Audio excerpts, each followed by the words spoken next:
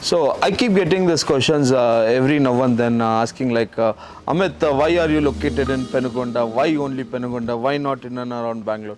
See, it is very simple.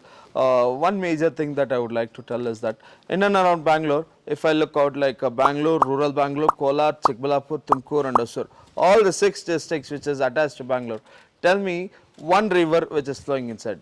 Forget about a river. Tell me one stream of water which is flowing inside. Since I've been at the age of 10 years, people been telling that there would be water canal would be coming to the district of Kolar and Chikbalapur. Till now it has not been a reality. And now they are feeding up Bangalore's sewage water to Kolar and Chikbalapur, so through a KC Valley. And what do you think we could do? Are we able to do a good agriculture activities with that sewage water? No. So that's a major reason why I'm here. So if I look at this location called Penukonda, there is a water canal called Aindriniva Canal, which brings the collective water of Krishna and Godavari and fills up all the lakes thrice a year.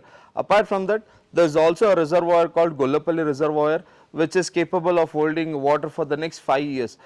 For an example, if for the next 5 years if there is a drought, we have a decent groundwater levels. That's one of the major point which I would like to tell to everyone, that for see, if it is only an theme of the resort, then I could do in and around Bangalore. Mine is not a theme of a resort. I am purely based out of an agriculture. For the agriculture, water is the basic requisite.